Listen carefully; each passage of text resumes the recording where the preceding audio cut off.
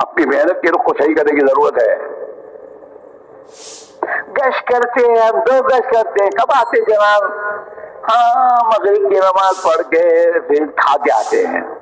گشت میں گشت ہو رہا ہے. ہمارے بہت ایسا گشت کرنے کو نہیں فرمایا. ہمیں تو یہ فرمایا کہ 2 نمازوں کے درمیان کا وقت فارغ کر کے گشت کرو. جس مسجد کا گشت اسی مسجد میں مغرب پڑھو اور اسی مسجد میں رہو. پھر بیچ میں کہیں نہیں جانا. ہاں کہیں بھی نہیں جانا. کسی چیز میں نہیں لگنا. اسی فکر میں لگنا ہے. جم کر گشت کرو. ہاں گھروں پہ جا کے گشت کرو اور گشت صحیح سے صحیح کرو.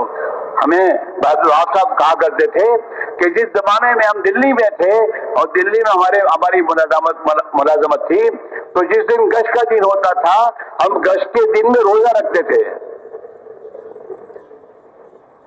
گشت کے دن روزہ رکھتے تھے ہم. اور گشت کے دن ہم اپنی جس مسجد میں گشت ہوتا وہاں جاتے تھے تو ایسے راستوں سے جاتے تھے جس راستوں میں عورتیں نہ ملے. یوں بھی ہماری نگاہ کی حفاظت تھی لیکن اور مزید حفاظت کے لیے تاکہ ہماری نگاہ سے گناہ نہ ہو. اتنی فکر کے ساتھ ہم گشت کے لیے جاتے تھے.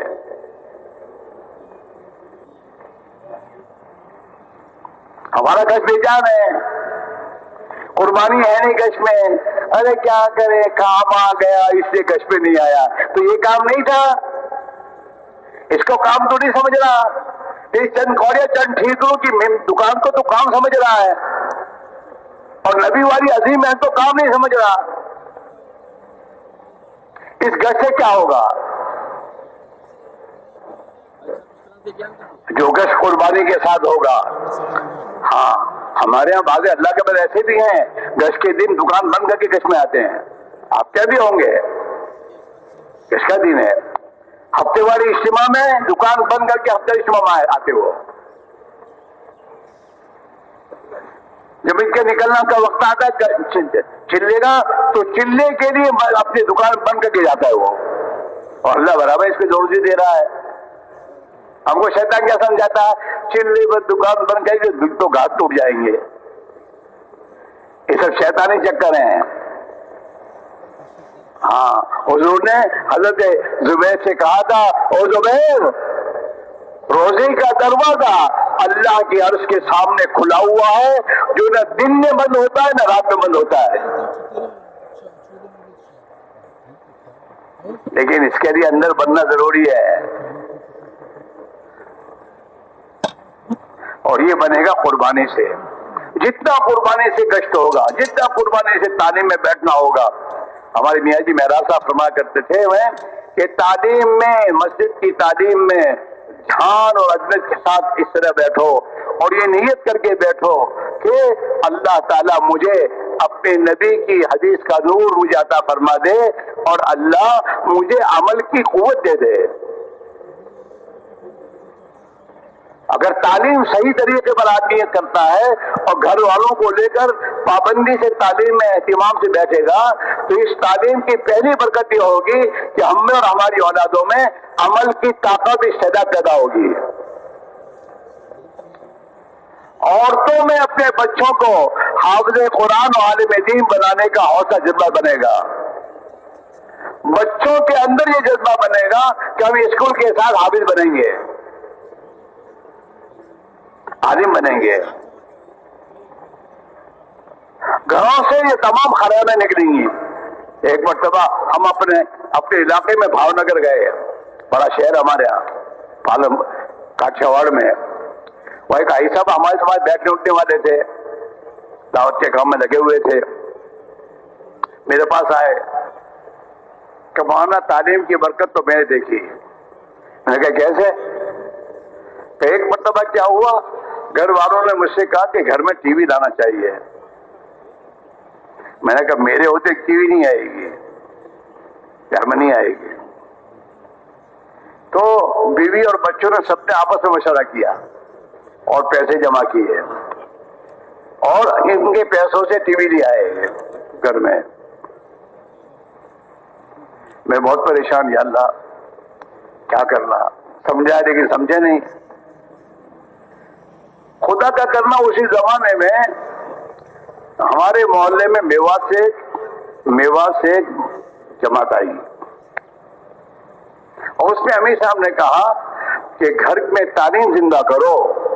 تمہارے گھروں کی تعلیم کی برکت سے اللہ تمہارے گھروں میں جو کچھ غفلت کی چیزیں ہیں خدا دور کرے گا.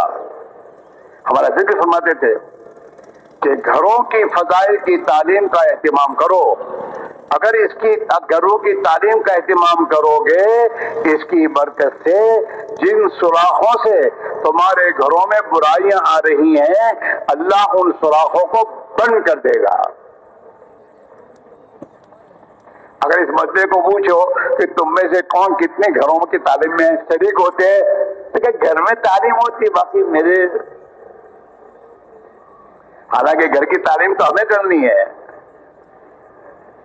اہتمام کے ساتھ خود کو بھی بیٹھنا ہے، اپنے بال بچوں کو لے کے بیٹھنا. کوئی دین کا تقاضا ہے جواب میں جاؤ گے تو پھر اپنی جگہ کسی کو ذمہ دار بناؤ گے آپ گھر میں تو یہ گھر کی تعلیم کا ذمہ دار رہے گا کہ اصل تو ہمارا ہے. گھروں کی تعلیم معمولی چیز نہیں ہے. تو انہوں نے کہا کہ میں نے گھر میں تعلیم شروع کر دی.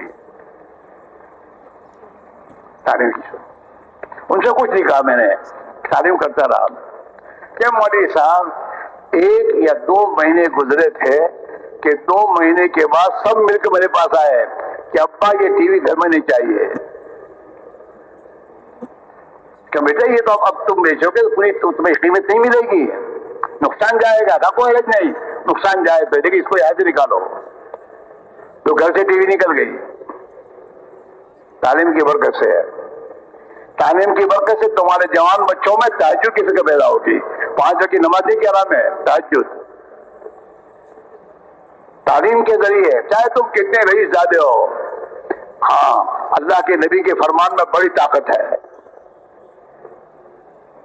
ہاں تعلیم کی برکت سے گھروں میں سنتیں آئیں گی. یہ فضائل کی کتابیں لکھوائی گئی ہیں.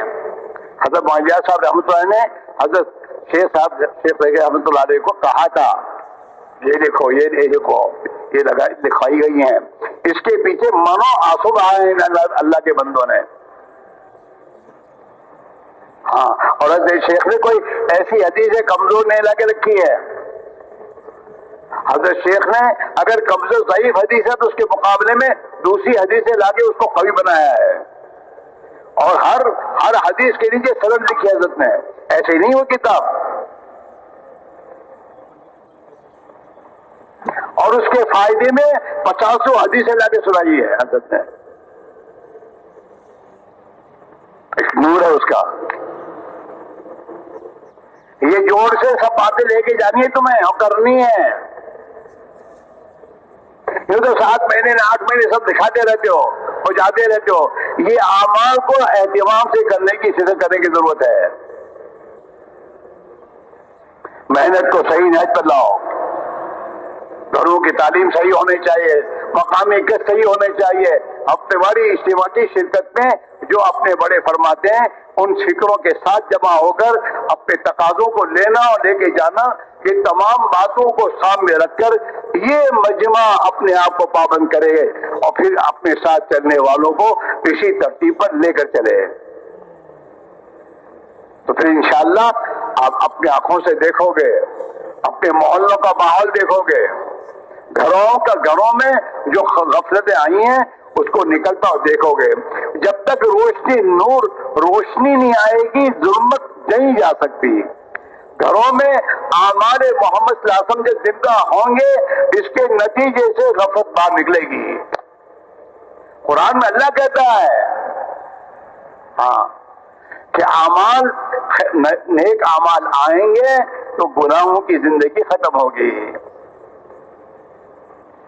ان الحسنات یذہبن السیئات، نیکیاں یہ تمہاری برائیوں کو دور کر دے گی.